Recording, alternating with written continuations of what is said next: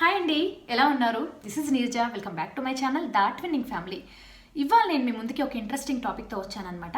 But టాపిక్లోకి వెళ్ళే ముందు మీరు ఇదే కనుక మా ఛానల్ని ఫస్ట్ టైం చూస్తున్నట్టయితే నేను జర్మనీలో ఉంటానండి. మా ఛానల్లో ఈ వీడియోనే కాకుండా మరికొన్ని వీడియోస్ కూడా ఉన్నాయి. జర్మనీ కంట్రీ రిలేటెడ్ వీడియోస్ కానీ, జాబ్ రిలేటెడ్ కానీ, కొన్ని పర్సనల్ బ్లాగ్స్ కూడా ఉన్నాయి. వెళ్ళి చెక్అవుట్ చేయండి. మీకు కనుక నచ్చితే like, comment, share and don't forget to subscribe to my channel.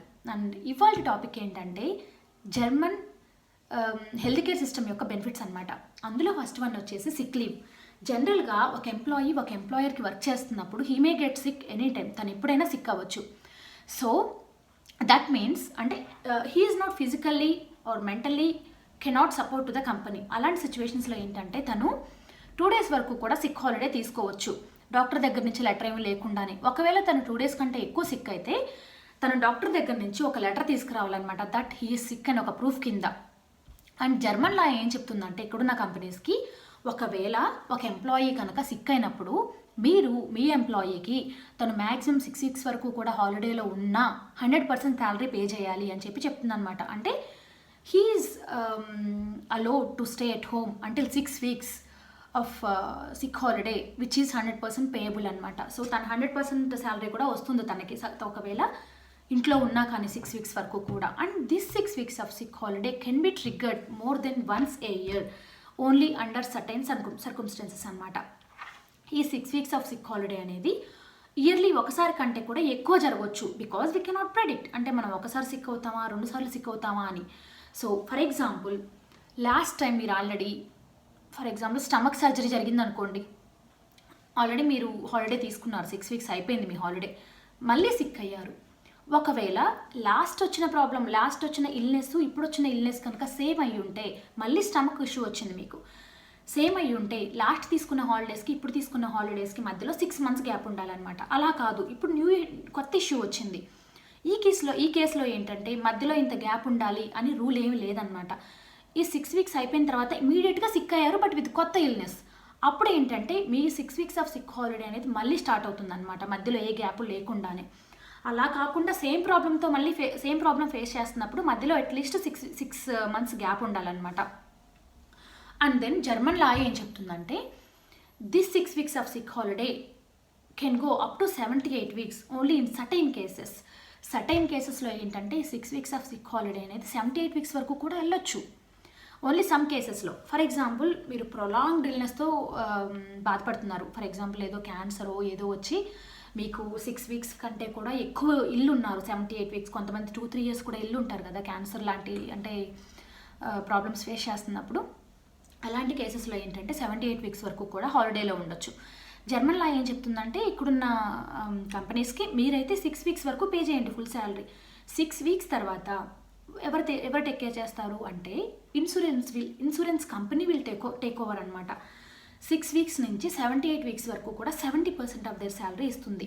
అంటే ఒకవేళ సిక్ హాలిడేలో ఉన్నా కానీ, అంటే నేను ఎక్కడా చూడలేదండి ఈ బెనిఫిట్. ఇలాంటి సిచ్యువేషన్స్లో Germany is the best country అనిపిస్తుందండి. ఎందుకంటే ఎవరైనా సరే ఒక ప్రొలాంగ్డ్ ఇల్నెస్ చాలా అంటే ఫర్ ఎగ్జాంపుల్ క్యాన్సర్ లాంటి ఇల్నెస్ని ఫేస్ చేస్తున్నప్పుడు they are like mentally, physically and financially స్ట్రెస్గా ఫీల్ అవుతారు. ఎందుకంటే వాళ్ళకి శాలరీ రాదు. అండ్ దెన్ వాళ్ళకి శాలరీ రాకపోగా వాళ్ళ హాస్పిటల్స్కి బిల్స్కి వాళ్ళు ఎంతో అంటే వాళ్ళు అప్పులు చేయాల్సి వచ్చి, అంటే నేనైతే చాలా కేసెస్ చూశానండి మా ఫ్రెండ్ సర్కిల్స్లోనే. అంటే ప్రొలాంగ్డ్ ఇల్నెస్ వచ్చి వాళ్ళు బిల్స్ పే చేయలేక, ఒక పక్క వర్క్ వైపు నుంచి శాలరీ రాక ఎంతో ఇబ్బందులు పడతారు కదా. ఇలాంటి సిచ్యువేషన్స్లో అయితే జర్మనీ ఈజ్ ద బెస్ట్ అని చెప్పొచ్చు. ఎందుకంటే మీ ట్రీట్మెంట్ జరుగుతూ మీరు హాస్పిటల్లో 78 weeks వరకు ఉన్నా కూడా మీకు 70% శాలరీ ఇస్తుంది ఒక పక్క. ఇంకొక పక్క ఏంటంటే ఇన్సూరెన్స్ కంపెనీ అనేది మీ బిల్స్కి సంబంధించి, హాస్పిటల్కి సంబంధించి మొత్తం టేక్ ఓవర్ చేస్తుంది అనమాట. ఓన్లీ కొన్ని కవర్ అవ్వనమాట. బట్ ఇలాంటి పెద్ద ఇల్నెస్ వచ్చినప్పుడు maximum insurance company will take over అనమాట. సో అది అంటే ఇలాంటి కేసెస్లో మాత్రం Germany is the best country అని చెప్పొచ్చు అనమాట. అంటే మనం ఆల్రెడీ ఇల్నెస్తోనే మెంటల్గా స్ట్రెస్గా ఫీల్ అవుతున్నప్పుడు మళ్ళీ పక్కన ఇలాంటివి ఉండవు అనమాట. అయ్యో నాకు శాలరీ రావట్లేదు, నన్ను ఎవరు టేక్ కేర్ చేస్తారు, ఫినాన్షియల్గా హాస్పిటల్ బిల్స్ ఎవరు కడతారు, ఇలాంటి స్ట్రెస్ ఉండవు అనమాట పక్కన. సో అది. అండ్ దెన్ మీరు హాలిడేలో ఉండాలనుకుంటున్నారు, ఫర్ ఎగ్జాంపుల్ వెకేషన్కి వెళ్దాం అనుకుంటున్నారు. మీ మేనేజర్తో వెకేషన్ ఒక 15 days హాలిడే ఉందాం అనుకొని చెప్పి వెకేషన్కి వెళ్ళారు. వెకేషన్కి వెళ్ళిన తర్వాత అన్ఫార్చునేట్లీ మీరు సిక్ అయ్యారు. What you have to do అంటే ఇమీడియట్గా మీరు చేయాల్సిన థింగ్ ఏంటంటే మీరు హెచ్ఆర్కి ఇన్ఫార్మ్ చేయాలన్నమాట. నేను హాలిడేకి వచ్చాను బట్ నేను సిక్ అయ్యాను మధ్యలో అని చెప్పి. అండ్ దెన్ మీ 15 days సిక్ అయ్యారు, 15 days హాలిడే తీసుకున్నారు, 15 days కూడా సిక్గానే ఉన్నారు. మళ్ళీ బ్యాక్ వచ్చారు.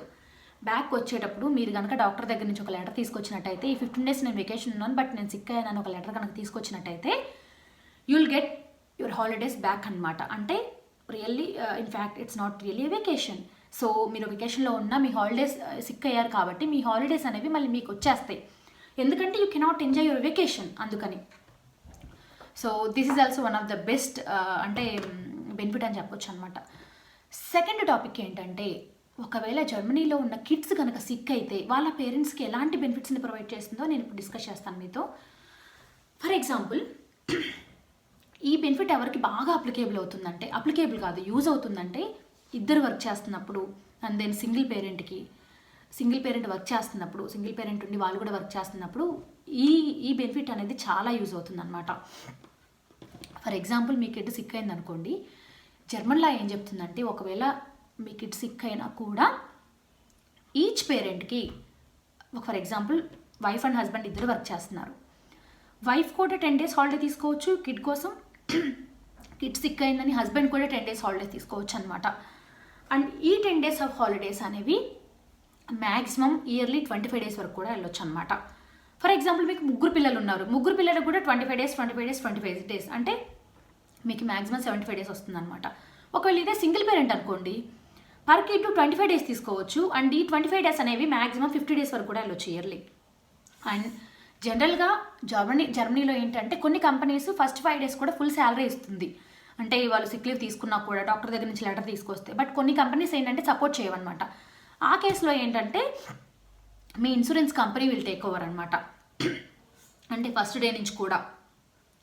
సో అంటే జనరల్గా మీకు ఇచ్చినప్పుడే కాంట్రాక్ట్లో ఉంటుంది అనమాట. అంటే మీ కిడ్స్ ఒకవేళ సిక్ అయినప్పుడు ఈ బెనిఫిట్ అంటే మేము ప్రొవైడ్ చేయమని చెప్పి వాళ్ళు కాంట్రాక్ట్లోనే మెన్షన్ చేస్తారు. ఒకవేళ ఆ బెనిఫిట్ ఏమి మీ కంపెనీ మీకు ప్రొవైడ్ చేయనప్పుడు insurance company will take over అనమాట. బట్ 100% శాలరీ అయితే రాదు, 70% శాలరీ వస్తుందన్నమాట.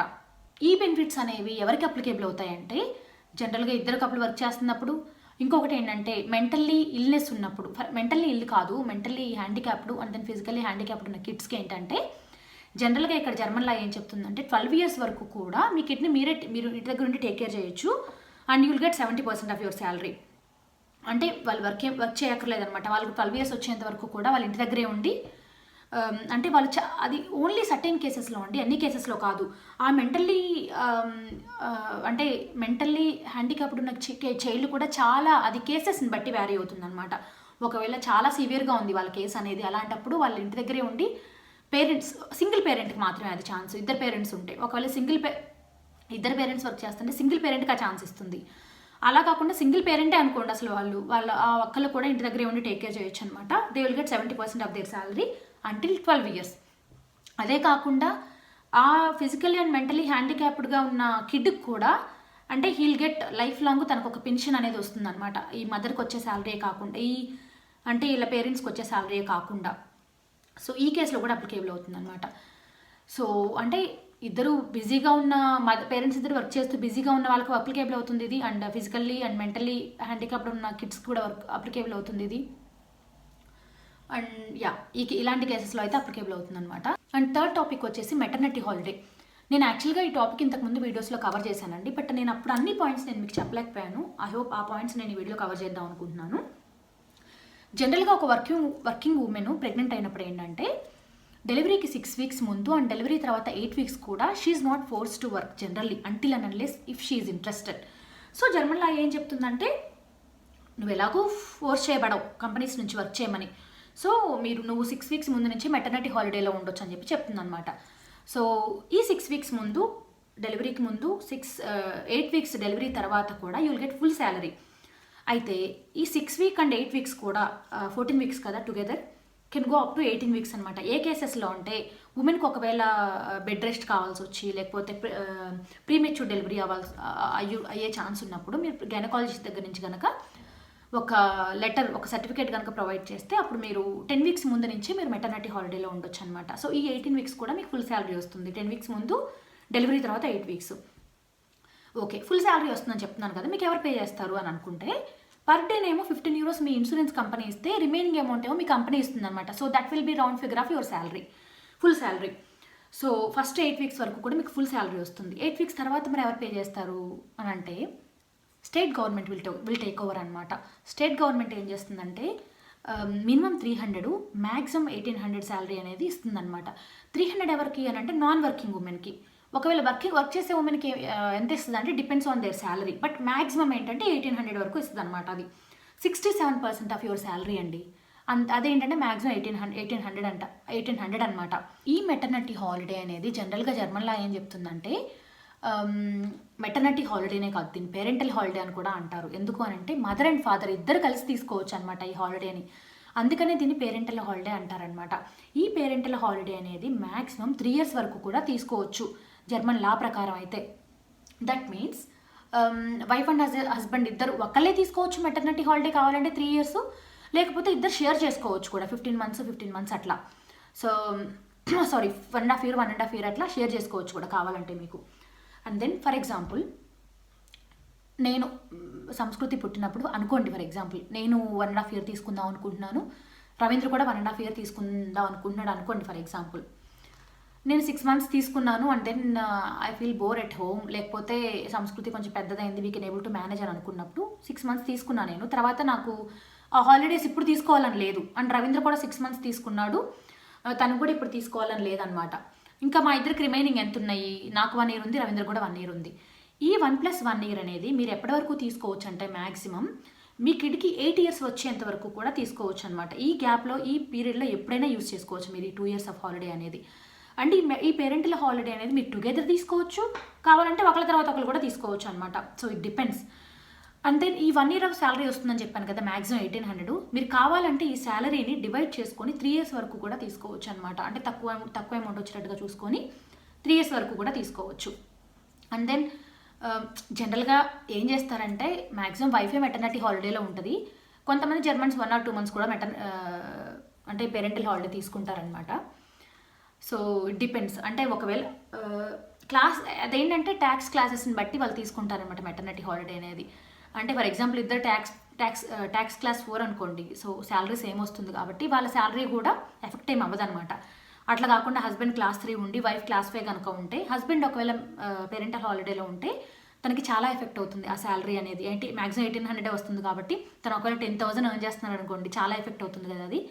సో ఆ కేసెస్లో కొంతమంది ఆలోచిస్తారనమాట, అంటే పేరెంటల్ హాలిడే తీసుకోవాలా వద్దా అని చెప్పి. ఎందుకంటే ఆ టైంలో చాలా తక్కువ కదా, 10,000 అమౌంట్కి తను 1800 అంటే చాలా తక్కువ కదా. సో అదనమాట. ఇంకోటి ఏంటంటే జనరల్గా నేను ఇంతకు ముందు వీడియోలో కూడా చెప్పాను ఈ టాపిక్. ఇక్కడ ఇన్సూరెన్స్ కంపెనీ ఏంటంటే హెబామా అని ఒక మిడ్వైఫ్ని, అంటే మిడ్వైఫ్ అనమాట హెబామా అంటే, ప్రొవైడ్ చేస్తుందన్నమాట. ఆ హెబామా ఏంటంటే మీరు ప్రెగ్నెన్సీ అయిన దగ్గర నుంచి మీకు 3rd month or 4th month దగ్గర నుంచి కూడా మీకు డెలివరీ అయిన తర్వాత పోస్ట్ పార్టమ్ పీరియడ్ మొత్తం మీకు అంటే మీరు ఫిట్గా సెట్ అయ్యేంత వరకు కూడా తను సపోర్ట్ చేస్తుందన్నమాట. సో అది ఎలా అంటే ఇప్పుడు కరోనా వల్ల చాలామంది హెబామాస్ ఏంటంటే వర్చువల్గా సపోర్ట్ చేశారు ఇనిషియల్గా, అంటే డెలివరీకి ముందు. బట్ డెలివరీ తర్వాత ఏంటంటే చాలామంది హెబామాస్ ఇంటికి వచ్చారనమాట. మా ఫ్రెండ్ సర్కిల్స్లో కూడా నేను చూశాను అనమాట. సో ఇన్సూరెన్స్ కంపెనీ ఏంటంటే ఆ మిడ్వైఫ్ని ప్రొవైడ్ చేస్తుంది. ఈచ్ ప్రెగ్నెంట్ ఉమెన్కి ఏంటంటే ఒక మిడ్వైఫ్ని ప్రొవైడ్ చేసి తనకి కావాల్సిన సపోర్ట్ మొత్తం, అంటే పోస్ట్ పార్టమ్ కేర్ కూడా తనే చూసుకుంటుంది అనమాట హెబామా. అది కూడా ఇన్సూరెన్స్లోనే కవర్ అవుతుంది. నేను ఇంతకుముందు వీడియోలో చెప్పాను అనమాట మీకు ఇది. సో మీ ప్రెగ్నెన్సీ జర్నీలో ఏంటంటే తను అంటే ఎలాంటి ఎక్సర్సైజ్ తీసుకోవాలి, ఎలాంటి ఫుడ్స్ తినాలి, లేకపోతే ఇంటికి వచ్చి బేబీని చెక్ చేయడం మొత్తం హార్ట్ బీట్ కానీ, లేకపోతే మీ బెల్లీ మెజర్మెంట్స్ తీసుకోవడం, అంటే ఈచ్ వీక్కి బెల్లీ అనేది కరెక్ట్గా గ్రో అవుతుందా లేదా అని చెక్ చేయడం. డెలివరీ తర్వాత మీకు అంటే బ్రెస్ట్ ఫీడింగ్ టైంలో ఏమైనా ప్రాబ్లమ్స్ వచ్చినప్పుడు తన సజెషన్స్ ఇవ్వడం కానీ, లేకపోతే మీకు నార్మల్ డెలివరీ అయినా కానీ సిజీరియన్ అయినా కానీ మీ స్టిచెస్ అన్నీ కరెక్ట్గా హీల్ అవుతున్నాయా లేదా అని చెప్పి చూడడం. సో మీ పోస్ట్ పార్టమ్ కేర్ మొత్తం తనే చూసుకుంటుంది అనమాట. సో అది కూడా వన్ ఆఫ్ ద బెనిఫిట్ అనమాట జర్మన్ హెల్త్ కేర్ సిస్టమ్ నుంచి. అండ్ జర్మన్ హెల్త్ కేర్ సిస్టంలో కూడా అండి కొన్ని ప్రోస్ ఉన్నాయి అండ్ దెన్ కొన్ని కాన్స్ కూడా ఉన్నాయి. ప్రోస్ ఏంటంటే జనరల్గా ఇన్సూరెన్స్ కంపెనీ ఏం చెప్తుందంటే ఇర్రెస్పెక్టివ్ ఆఫ్ యువర్ శాలరీ కొంత పర్సంటేజ్ ఇన్సూరెన్స్ కంపెనీ పే చేయమని చెప్తుంది అనమాట. అంటే it's not a fixed amount. For example మీరు తక్కువ అని చేస్తున్నా కానీ ఎక్కువ అని చేస్తున్నా కానీ మీ శాలరీలో ఇంత పర్సెంట్ పే చేయమని చెప్తుంది. అంతేగాని మీరు తక్కువ అని చేస్తున్న వాళ్ళకి ఎక్కువ అని చేస్తున్న వాళ్ళకి కూడా ఒక ఫిక్స్డ్ అమౌంట్ పెట్టి ఫర్ ఎగ్జాంపుల్ 1000 euros అనుకోండి, 1000 euros పే చేయాలి మీరు, తక్కువ అని చేసే వాళ్ళైనా ఎక్కువ అని చేసే వాళ్ళైనా అని చెప్పట్లేదు అనమాట. Some percentage of your salary అని చెప్తుంది. ఆ పర్సంటేజ్ ఏంటంటే కాన్స్టెంట్ అనమాట, అందరికీ ఇట్స్ ఫిక్స్డ్ అనమాట. సో అది ఒక ప్రోస్ అని చెప్పొచ్చు. అండ్ సెకండ్ ప్రో ఏంటంటే జనరల్గా you can always expect to receive a best quality of health care అండి. సో జర్మనీలో ఏంటంటే మీకు వచ్చే హెల్త్ కేర్ కూడా ఇట్స్ బెస్ట్ క్వాలిటీ అని చెప్పొచ్చు అనమాట. అండ్ థర్డ్ ప్రో వచ్చేసి Germany has really very strict anti corruption law అండి. ఇది హెల్త్ కేర్ సిస్టంలోనే కాదు, జనరల్గా ఇది ఏ ఆర్గనైజేషన్లో కూడా చూసుకుంటే జర్మనీలో యాంటీ కరప్షన్ లా అనేది వెరీ స్ట్రిక్ట్ అండి. అనదర్ అడ్వాంటేజ్ ఏంటంటే జర్మనీలో కిడ్స్కి మెడికేషన్ ఫ్రీ అండి. 12 years వరకు కూడా ఏ మెడికేషన్ అయినా కానీ. సో మెడికేషన్ మొత్తం ఫ్రీ అనమాట. ఆ మెడికేషన్ అనేది ఆ ఫ్రీ అనేది 18 years వరకు కూడా వెళ్ళొచ్చు అనమాట కిడ్స్కి. ఏ కేసెస్లో అంటే వాళ్ళు ఒకవేళ మెంటలీ ఫిజికల్లీ కనుక హ్యాండిక్యాప్డ్ అయితే, స్పెషల్ కేసెస్లో అయితే వాళ్ళు 18 years వరకు కూడా ఫ్రీ ఆఫ్ కాస్ట్ అనమాట వాళ్ళ మెడికేషన్ అనేది. సో అవి ప్రోస్ అనమాట. జనరల్గా కాన్స్ చూసుకుంటే ఏంటంటే ఫస్ట్ కాన్ వచ్చేసి you need to pay your self అండి ఫర్ సమ్ ఎలక్ట్రిక్ అంటే స్కానింగ్ ప్రొసీజర్స్ కానీ లేకపోతే ఫర్ సమ్ మెడికేషన్స్ కానీ. అంటే కంప్లీట్గా కాదు, కొంత ఇన్సూరెన్స్ కంపెనీ షేర్ చేసుకుంటుంది షూర్గా, కొంత మీరు షేర్ చేసుకోవాల్సి వస్తుంది అనమాట. సో అది వన్ ఆఫ్ ద డిసడ్వాంటేజ్ అని చెప్పొచ్చు అనమాట. సెకండ్ వన్ ఏంటంటే ఫర్ ఎగ్జాంపుల్ మీకు ఏదో ప్రొలాంగ్డ్ ఇల్నెస్ వచ్చి హాస్పిటల్లో ఉన్నారు, అన్ని కేసెస్లో కాదు, ఓన్లీ కొన్ని కేసెస్లోనే అనమాట. హాస్పిటల్లో ఉన్నప్పుడు ఏంటంటే మీ బెడ్కి అండ్ దెన్ మీ ఫుడ్ కూడా మీరే పే చేసుకోవాలి. ఒకవేళ మీరు ఓవర్ నైట్ కనుక స్టే చేయాల్సి వస్తే స్టేషన్స్లో అప్పుడు ఏంటంటే మీ ఓన్గా మీరే పే చేసుకోవాలన్నమాట బెడ్ అండ్ ఫుడ్ కూడా. సో అది కూడా వన్ ఆఫ్ ద డిసడ్వాంటేజ్ అని చెప్పొచ్చు. థర్డ్ కాన్ ఏంటంటే medication is not given freely in the German health care system అనమాట. అంటే చెప్పాలంటే ఇది నేను కాన్ కింద చూడను, ప్రో కింద చూస్తాను. ఎందుకంటే ఎవరైనా సరే చెప్పాలంటే కొంతమంది కాన్ కింద చూస్తారు, కొంతమంది ప్రో కింద చూస్తారు, అడ్వాంటేజ్ అండ్ డిసడ్వాంటేజ్ కింద చూస్తారు. ఎందుకంటే మన ఇండియాలో ఏంటంటే ప్రిస్క్రిప్షన్ ఏమి లేకుండానే మెడికల్ షాప్కి వెళ్తే మనకి అంటే ఇంతకుముందు ఆల్రెడీ మీరు వాడిన టాబ్లెట్స్ది షీట్ చూపిస్తే ఆల్రెడీ వాళ్ళు ఇచ్చేస్తారు. బట్ ఇక్కడ ఏంటంటే కంపల్సరీగా డాక్టర్ దగ్గర నుంచి ప్రిస్క్రిప్షన్ కావాలన్నమాట. కొన్ని కేసెస్లో ఏంటంటే ఇక్కడ చిరాకేస్తుంది అనమాట. ఈవెన్ కొన్ని ఎమర్జెన్సీ మెడికేషన్స్లో కూడా వీళ్ళు ప్రిస్క్రిప్షన్ అడుగుతున్నారని. కొన్ని కేసెస్లో ఏంటంటే ఇదే బెస్ట్ అనిపించింది. అంటే ఎలా పడితే అలా ప్రిస్క్రిప్షన్స్ ఏం లేకుండా వీళ్ళు టాబ్లెట్స్ ఇవ్వట్లేదని చెప్పి. సో అంటే ఇది డిపెండ్స్ అనమాట. నేను ఇది అడ్వాంటేజ్ కింద చూడట్లేదు, డిసడ్వాంటేజ్ కింద చూడట్లేదు. కొన్ని కేసెస్లో అంటే ఇట్ వ్యారీస్ అనమాట. మీరు అలా ఫీల్ అవుతారు, ఇలా కూడా ఫీల్ అవుతారు ఒక్కొక్కసారి. అండ్ ఫోర్త్ డిసడ్వాంటేజ్ వచ్చేసి if you need dental care in Germany which has some major treatments like అంటే బ్రిడ్జెస్ కానీ, క్రోన్స్ కానీ, లేకపోతే రూట్ కెనాల్ ట్రీట్మెంట్స్ కానీ ఇలాంటివి చేయాలన్నప్పుడు ఏంటంటే మీరు 80% ఆఫ్ దట్ ట్రీట్మెంట్ మీరే మీ పాకెట్లోంచి తీసి పే చేయాల్సి వస్తుంది అనమాట. అంటే కొన్ని కాస్మెటిక్స్ సంబంధించినవి కూడా కవర్ అవ్వవు డెంటల్లో, అండ్ దెన్ కొన్ని కవర్ అవుతాయి. ఫిల్లింగ్ కానీ లేకపోతే క్లీనింగ్ కూడా కవర్ అవ్వదు.